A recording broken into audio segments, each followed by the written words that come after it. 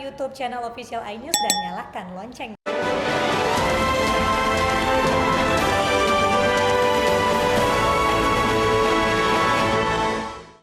Pemirsa, hujan deras disertai angin kencang terjadi di Kelurahan Duren Seribu, Depok, Jawa Barat. Akibatnya 74 rumah di 7 RW rusak.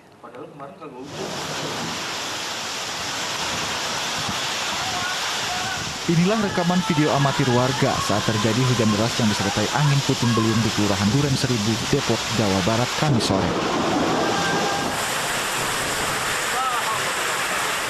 Akibatnya puluhan rumah warga rusak. Peristiwa ini juga menyebabkan sejumlah tiang listrik dan pohon roboh.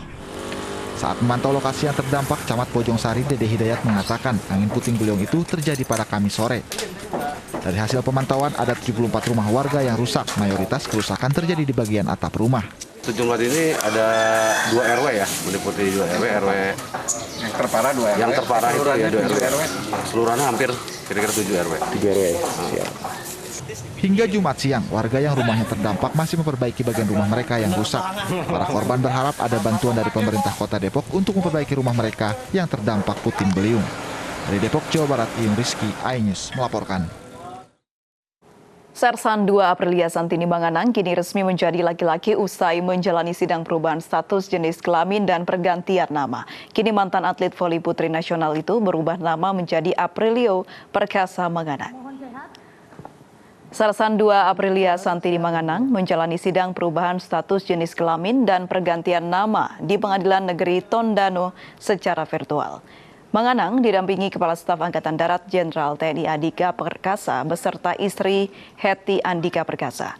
Dalam sidang juga hadir orang tua Sersan Manganang, sementara pihak Mabes Angkatan Darat yang bertindak sebagai saksi.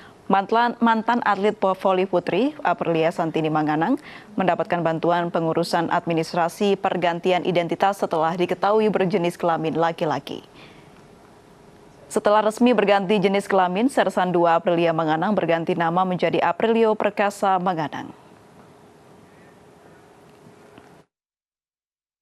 Perasaan sekarang sangat bahagia, Yang Mulia. Selama 28 tahun saya menjalani status sebagai seorang wanita dan saya bersyukur banget saya bisa lewati itu, dan terutama juga saya mungkin berterima kasih buat Bapak Kasat dan Ibu dan semua jajaran dokter.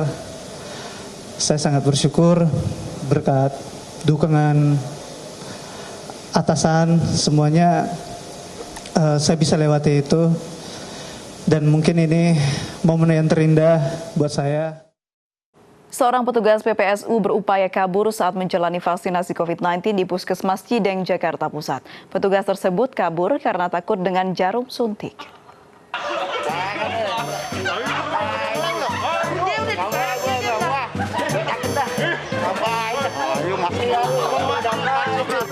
Petugas PPSU ini bernama Handoko. Ia berusaha kabur dengan alasan ingin buang air kecil saat antri akan divaksin di Puskesmas Cideng, Jakarta Pusat.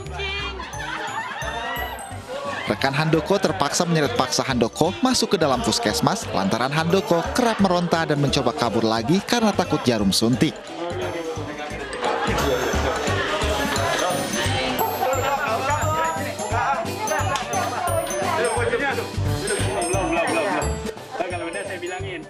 Saat berhadapan dengan jarum suntik pun, Handoko harus dibujuk tim tenaga kesehatan. Setelah pasrah, Handoko akhirnya sukses menghadapi jarum suntik vaksin. Aduh, kalau mau disuntik, saya mah trauma banget, Bang. Mau yang disuntik-suntik gitu, Bang. Takutnya apa ya gitu ya kan, apalagi kata orang ya, Bang. Waduh, macam-macam deh ya kan. Jadi saya takut aja, apalagi kena fobia ya kan. Sekitar 80 tugas PPSU yang bertugas di Kelurahan Duri Pulau mendapat suntik vaksin Sinovac. Mereka akan menjalani vaksinasi dosis kedua pada 2 pekan mendatang. Dari Jakarta, Rani Sanjaya, iNews melaporkan. Pemirsa, BPOM mengizinkan penggunaan vaksin COVID-19 AstraZeneca setelah sempat ditunda. Sementara MUI menyatakan vaksin AstraZeneca mengandung babi, tetapi boleh digunakan karena kondisi darurat.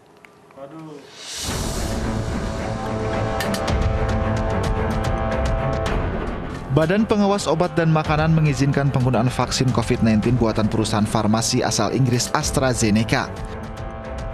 BPOM telah menyelesaikan kajian bersama tim pakar dan menilai manfaat vaksin AstraZeneca lebih besar dari risiko yang ditimbulkan. Sebelumnya BPOM sempat menangguhkan sementara AstraZeneca usai laporan dugaan kasus pembekuan darah di sejumlah negara Eropa setelah divaksin. Sedangkan Indonesia baru mendapat 1,1 juta vaksin AstraZeneca pada 8 Maret lalu dengan tenggat kadaluarsa cukup tipis yaitu Mei 2021. Sementara Komisi Fatwa Majelis Ulama Indonesia menyatakan AstraZeneca haram sebab mengandung unsur babi dalam pembuatannya. Namun MUI telah memberi lampu hijau untuk penggunaannya karena kondisi darurat untuk mencegah bahaya pandemi COVID-19. Ketersediaan vaksin COVID-19 yang halal dan suci tidak mencukupi untuk pelaksanaan vaksinasi COVID-19 guna ikhtiar mewujudkan kekebalan kelompok atau herd immunity. Dan D, ada jaminan keamanan penggunaannya oleh pemerintah, sesuai dengan penjelasan yang disampaikan pada saat rapat Komisi Fatwa. Dan E, pemerintah tidak memiliki keleluasaan memilih jenis vaksin COVID-19 mengingat keterbatasan vaksin yang tersedia baik di Indonesia maupun di tingkat global. Untuk vaksin AstraZeneca, Indonesia berkomitmen akan mendatangkan sekitar 82 juta dosis yang akan dikirim tahun ini dan tahun depan. Pemerintah kembali memperpanjang pemberlakuan pembatasan kegiatan masyarakat PPKM Mikro hingga 5 April mendatang untuk 15 provinsi. Meski PPKM Mikro diperpanjang, pemerintah membuka izin pembelajaran tatap muka serta acara kebudayaan.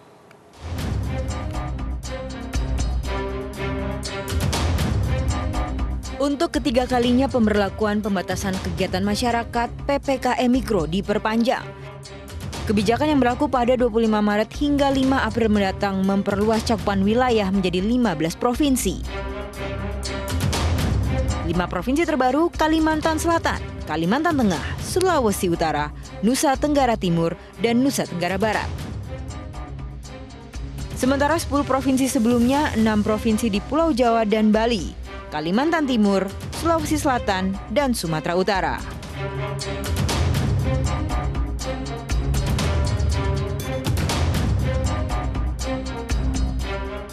Penambahan 5 provinsi berdasarkan 4 parameter, yakni kasus aktif di atas rata-rata nasional, kesembuhan di bawah rata-rata nasional, tingkat kematian di atas rata-rata nasional, dan tingkat keterisian rumah sakit dan isolasi di atas 70%. Untuk aturan PPKM Mikro masih sama dengan yang sebelumnya. Namun, pemerintah mulai mengizinkan kegiatan belajar mengajar tatap muka untuk perguruan tinggi serta acara kebudayaan yang dapat digelar dengan kuota hanya 25%.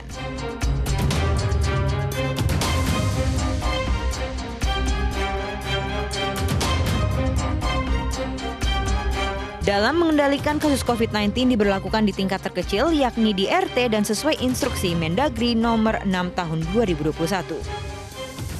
Kemudian gubernur yang wilayahnya ditetapkan sebagai wilayah penerapan PPKM Mikro agar dapat menindaklanjuti instruksi Mendagri dengan menerbitkan surat edaran atau instruksi gubernur tentang perpanjangan pemberlakuan PPKM Mikro di wilayah masing-masing.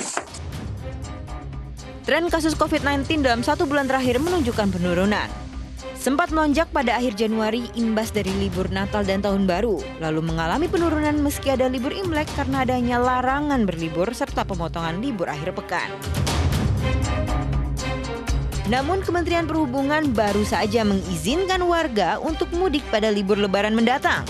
Sementara Satgas COVID-19 tetap menyarankan agar mudik tidak diizinkan agar kasus baru COVID-19 tidak meningkat. Tim Liputan iNews melaporkan.